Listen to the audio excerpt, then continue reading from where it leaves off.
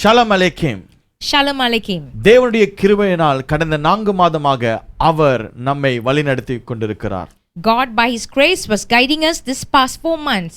இந்த லாக்டவுனை ஆரம்பித்த பிறகு அநேகர் இதை ஏற்றுக்கொள்ள கஷ்டப்பட்டார்கள். When lockdown started, many were finding it hard to accept. ஆனா ஒரு காரியத்தை நாம் ஒப்புக்கொள்ள வேண்டும், அந்த மத்தியிலும் நன்மையான காரியம் நடந்தது. But some good things began to take place.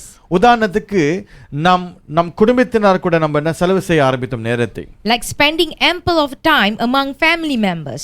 புதிய காரியங்களை நாம் செய்ய துவங்கினோம். Trying out new things. எனக்கு புதிய காரியம் என்று சொல்லும் பொழுது நான் சமைக்க ஆரம்பித்தேன். For me, I began to cook. நான் யூடியூப்லாம் பார்த்து அதோடைய டிஷஸ்லாம் பார்த்து விதவிதமா சமைக்க வேண்டும் என்று வாஞ்சித்தேன். I tried out different dishes by following many YouTube videos. ஆனாலும் ஒவ்வொரு முறையும் இந்த முடிவுக்கு வரும்போது, ஒரு சமையலை நான் முடிவுக்கு வரும்பொழுது அந்த இடத்துல தான் நான் மாட்டிக்குவேன். But I always stuck at the finishing moment. என்னன்னா சரியான அளவு உப்பு போடுறதுக்கு யோசிப்பேன். That is to add correct amount of salt for taste. அநேக நேரத்துல என்னுடைய மனைவி, என்னுடைய தாயார் தான் எனக்கு உப்பு போடுறதுக்கு உதவி செய்வாங்க. Most of the times my wife and mom helps me to add salt. அப்பொழுதுதான் நான் புரிந்து கொண்டேன், எவ்வளவுதான் இன்கிரிடியன்ஸ் இருந்தாலும், எப்படிப்பட்ட மசாலா போட்டாலும், என்ன மாதிரியான நம்ம காய்கறிகளை வாங்கி போட்டாலும் அந்த உப்பு தான் ருசியே தருது. I realized no matter how good your ingredients are, but if you don't put the correct amount of salt, the taste will run. இயேசுவும் உப்பை குறித்து பேசினார். Jesus also spoke about salt. நாம் வாசிப்போமாக மத்தேயு 5வது அதிகாரம் 13வது வசனத்தை நாம் வாசிக்க போகிறோம். Let's read Matthew chapter 5 verse 13. You are the salt of the earth, but if salt has lost its taste, how shall its saltiness be restored? It is no longer good for anything except to be thrown out and trampled under people's feet. நீங்கள் பூமிக்கு உப்பாய் இருக்கிறீர்கள். உப்பானது சாரமற்று போனால் எதினால் சாரமாக்கப்படும்? வெளியே கொட்டப்படுவதற்கும் மனுஷரால் மிதிக்கப்படுவதற்குமே ஒழிய வேறொன்றுக்கும் உதவாது. இங்க இயேசு சொன்னார், நீங்கள் பூமிக்கு உப்பாக இருக்கிறீர்கள். Jesus said, you are the salt of the earth. என்னைக்காச்சும் நீங்க கேட்டிருக்கீங்களா ஏன் உப்பு? Have you ever wondered why salt? ஏன் இயேசு உப்பையும் நம்முடைய வாழ்க்கையை ஒப்பிட்டு பேசுகிறார்? Why Jesus compares our life to the salt? உப்புடைய தன்மைகள் என்ன? What can salt do? இங்க 2 காரியங்களை உங்களுக்கு முன்பாக வைக்க விரும்புகிறேன் தேவ ஜனமே. I would like to point out 2 things to you. நான் சொன்னபடியாக உப்பு குறித்து நாம் அநேக காரியங்களை பேசலாம். ஆனா இன்றைக்கு இந்த காலவேளையில் இந்த 2 காரியங்கள் நம் வாழ்க்கையில இருக்கிறதா என்று நாம் பார்க்க போகிறோம். As I mentioned earlier, there are a lot of things to say about salt, but today I'm only going to focus on 2 things. முதலாவதாக உப்பு பாதுகாக்கின்றது. First of all, salt preserves. இன்றைக்கு பொருட்களை பாதுகாக்க நமக்கு ஒரு ரெஃப்ரிஜரேட்டர், ஒரு ஐஸ் பொட்டி உள்ளது. Today we have refrigerator to preserve things. ஆனால் அன்று உப்பை பயன்படுத்தி தான் பெரும்பாலும் பொருட்களை பாதுகாப்பார்கள். But those days people use salt to preserve. உதாரணத்துக்கு ஒரு இறைச்சி துண்டும் இருக்குமானால் அந்த இறைச்சி துண்டை எடுத்து 4 பக்கத்தையும் உப்பு தேய்த்து 4-8 வாரத்துக்கு அதை காய விட்டுருவாங்க. If they want to preserve the meat, they would rub the salt on the meat, and after 4 to 8 weeks the meat would be dry. அது பல நாட்களுக்கு, சில நேரத்துல மாதங்களுக்கு வைத்திருப்பார்கள். And it could be stored for many months. அது அன்று மட்டுமல்ல, இன்றைக்கும் ஸ்பெயின் போன்ற சில நாடுகள் இன்றும் இந்த மாதிரியான காரியங்கள் செய்து கொண்டிருக்கிறார்கள். And even now the same process is followed in some parts in Spain. அப்படி இருக்க உப்பாகிய நாம் எதை பாதுகாக்க வேண்டும்? So as salt, what do we need to preserve? நான் வாசிப்போமாக 2 தீமோத்தேயு 1வது அதிகாரம் 14வது வசனத்தை நான் வாசிப்போமாக. Let's read 2 Timothy chapter 1 verse 14. By the Holy Spirit who dwells within us, guard the good deposit entrusted to you. உன்னிடத்தில் ஒப்புவிக்கப்பட்ட அந்த நற்பொருளை நமக்குள்ளே வாசம் பண்ணுகிற பரிசுத்த ஆவியினாலே காத்துக்கொள்ளுங்கள். நம்மிடத்தில் ஒப்புவிக்கப்பட்ட அந்த நற்பொருளை, What is the good deposit entrusted to you and me? அதுக்கு முன்பாக 13வது வசனத்தை நீங்க வாசிக்கும் பொழுது பவுல் அந்த இடத்துல வசனத்தை குறித்து பேசுவார்.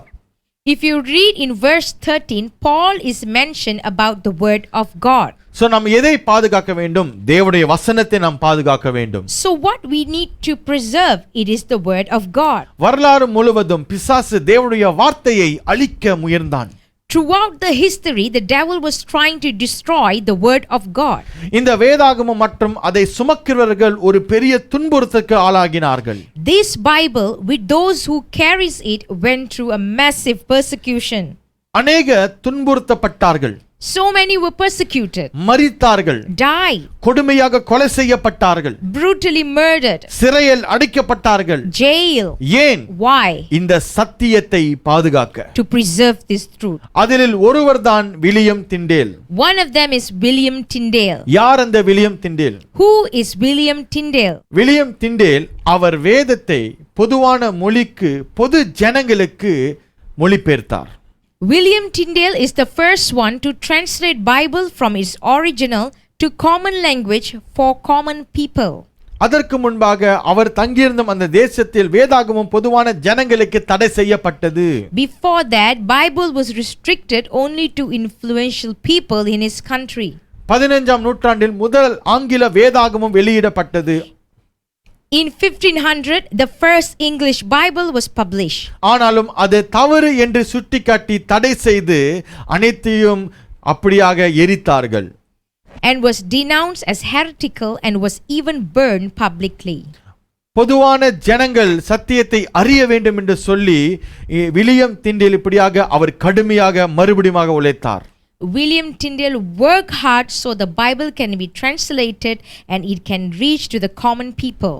பிறகு அவருடைய கழுத்தை நெரித்து அவருடைய சடலத்தை அவர்கள் எரித்து போட்டார்கள். However, he was strangled and his body was burned at the stake. அவர் இறந்து எத்தனையோ ஆண்டுகளுக்கு பிறகுதான் அவருடைய முயற்சிக்கு ஒரு அங்கீகாரம் கிடைத்தது. Few years after his death, only then his work was recognized. பொது ஜனங்களுக்கு வேதம் சேர்ந்தது. Common people received the word of God. தேவ ஜனமே, இன்றைக்கு நம் கையில் இந்த வேத புத்தகம் இருக்கிறது. People of God, today we have the word of God in our hands. நாம் தினந்தோறும் இந்த வேத புத்தகத்தை நாம் வாசிக்கிறோமா? Are we reading it frequently? இந்த வேத புத்தகம் நம் கையில இருப்பது ஒரு சாதாரண விஷயம் அல்ல. It is not a simple thing that we are holding the word of God. நம்முடைய முன்னோர்கள் இந்த வேத புத்தகங்கள் நம் கையில இருக்கிறதுக்கு அவர்கள் எத்தனையோ பாடுகளை கடந்து சென்றிருக்கிறார்கள். Our ancestors had went through many trials so that we can have the word of God today. இன்றைக்கு இது நம்ம கையில இருக்கிறது. We are holding it today. அப்படி என்றால் நம்மளுடைய பொறுப்பில் இருக்கிறது. It means it is our responsibility. நம்முடைய பொறுப்பு என்னவென்றால் இந்த வேத வசனத்தை, இந்த தூய வேத வசனத்தை நாம் அடுத்த சந்ததிக்கு நாம் கொடுக்க வேண்டும். It is our responsibility to pass it to the next generation. எப்படி போன சந்ததி நமக்கு கொடுத்தார்களோ பாதுகாத்து, அதே போல நம்முடைய பொறுப்பு என்னவென்றால் நாம் இதை பாதுகாத்து அடுத்த சந்ததிக்கு கொடுக்க வேண்டும்.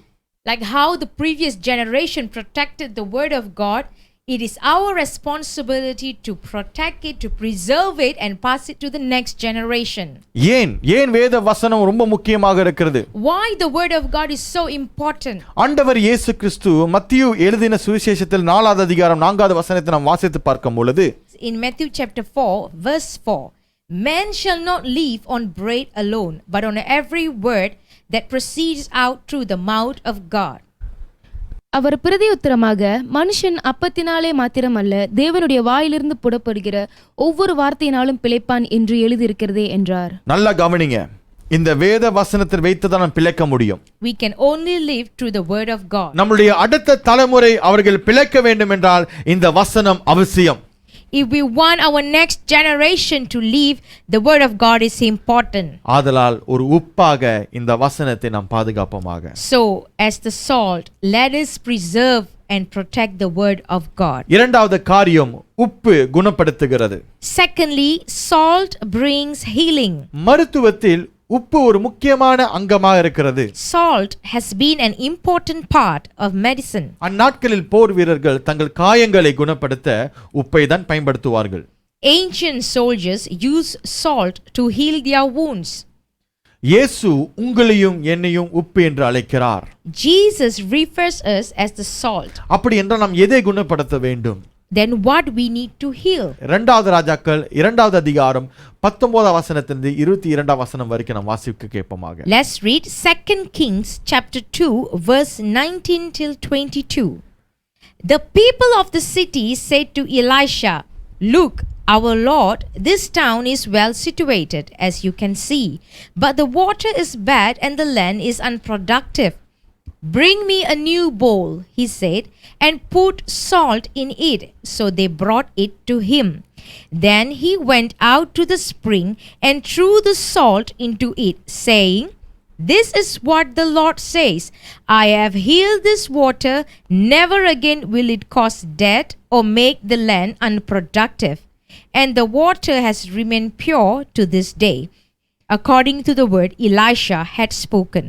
பின்பு அந்த பட்டணத்தின் மனுஷர் எலிசாவை நோக்கி, இதோ எங்கள் ஆண்டவன் காண்கிறபடி இந்த பட்டணம் குடியிருப்புக்கு நல்லது, தண்ணீரோ கெட்டது, நிலமும் பால் நிலம் என்றார்கள். அப்பொழுது அவன், ஒரு புது தோண்டியை எடுத்து அதிலே உப்பு போட்டு கொண்டு வாருங்கள் என்றான். அதை அவனிடத்தில் கொண்டு வந்தபோது அவன் நீரூற்றண்டைக்கு போய் உப்பை அதிலே போட்டு, இந்த தண்ணீரை ஆரோக்கியமாக்கினேன், இனி இதனால் சாவும் வராது, நிலப்பாலும் இராது என்று கர்த்தர் சொல்லுகிறார் என்றான். எலிசா சொன்ன வார்த்தையின்படியே அந்த தண்ணீர் இந்நாள் வரைக்கும் இருக்கிறபடியே ஆரோக்கியமாயிற்று. தேவஜனமே, அங்க அந்த பட்டணத்தில் பார்க்கும் பொழுது தண்ணீர் கெட்டதாக இருந்தது, நிலம் ஒரு பால் நிலமாக இருந்தது. People of God, we see that the water was bad and the land was unproductive. கர்த்தர் அந்த தண்ணீரையும் நிலத்தையும் உப்பை கொண்டுதான் ஆரோக்கியமாக்கினார். God healed both the water and the land with salt. இன்றைக்கு இந்த உப்பை வைத்துதான் ஆண்டவர் உங்கள் சுற்றில் சூழ்நிலையை ஆரோக்கியமாக்குவார். Today God going to use this salt to heal the land. ஏனென்றால் அநேகர் அவருடைய ஸ்தானங்களை இழந்திருக்கிறார்கள் pandemic காரணமாக. Many have lost their position due to pandemic. அநேக தேசங்களை பார்க்கும்போது அவங்களுடைய எக்கானமி இப்படியாக வீழ்ச்சி அடைந்திருக்கிறது. Nations' economy have been shaken. அநேக வியாபாரங்கள் கம்பெனிகள் இப்படியாக மூடப்பட்டிருக்கிறது. Businesses and companies been closed down. அது நிமித்தமாய் அநேகர் அவருடைய வேலைகளை இழந்திருக்கிறார்கள். Many lost their job. அவர்களுக்கு யார் நம்பிக்கை கொடுப்பது? Who will give them the hope? யார் அவரிடத்தில் குணமாக்கும் அதாவது ஆரோக்கியமான வார்த்தைகளை பேசுவது? Who will speak healing words to them? சபைதான். The church. நீங்கள் ஜெபிக்கும் பொழுது கர்த்தர் இந்த தேசத்துக்கு ஒரு சேமத்தை கொண்டு வருவார். When you pray, God will heal this land. நீங்கள் கேட்கும் பொழுது தேவன் இந்த தேசத்தின் மேலும் இந்த தேசத்தின் ஆட்களின் மேலும் மனம் இறங்குவார். When you ask God, God will have mercy over the people and this land. நீங்கள் இயேசுவுடைய நாமத்தை கூப்பிடும் பொழுது சாத்தியமில்லாத காரியம் சாத்தியமாகும். When you call upon the name of Jesus, whatever that is impossible will become possible. நாம் இந்த தேசத்துக்கு ஒரு ஆரோக்கியத்தை நாம் பேசுகிறோமா? Are we speaking healing over our land? இந்த தேசத்துக்கு நாம் ஒரு ஆரோக்கியத்தை கொண்டு வருகிறோமா? Are we bringing healing to our nation? பிரியமான தேவ ஜனங்களே, ரெண்டு காரியத்தை குறித்து நான் பேசினேன். People of God, I spoke about two things. நாம் தேவ வசனத்தை பாதுகாக்க வேண்டும். We need to preserve the word of God. நாம் ஒரு ஆரோக்கியத்தை கொண்டு வர வேண்டும். We must bring healing. இதுதான் நான் விசுவாசிக்கிறேன். நாம் இப்படியாக தான் உப்பாக இருக்க வேண்டும். This is what I believe, that we can be a salt to the world. மத்திய மறுபடியும் அந்த வசனத்தை நாம் வாசிப்போமாக. மத்திய 5வது அதிகாரம் 13வது வசனத்தை தொடர்ச்சியாக நாம் வாசிக்கும் பொழுது, When we read Matthew chapter 5 verse 13 continually, உப்பானது சாரமற்ற போனால் எதினால் சாரமாக்கப்படும் என்று. But if salt has lost its taste, how shall its saltiness be restored? நல்லா கவனிங்க. இந்த உலகத்துல எல்லா நல்ல காரியங்கள் பெரிய காரியங்கள் இருக்கலாம். ஆனால் நீங்களும் நானும் உப்பாக வாழ தவறினால் இந்த உலகத்துக்கு நம்ம மதிப்பை கூட்டி தர முடியாது. This world is filled with a lot of good and great things, but if you and I miss to function as a salt to the world has lost its value. மறுபடியுமாக சொல்லுகிறேன். Let me repeat. நீங்கள் தான் இந்த உலகத்துக்கு உப்பாய் இருக்கிறீர்கள். You are the salt to the world. ஷலம் அலைக்கும். Shalom Aleichem.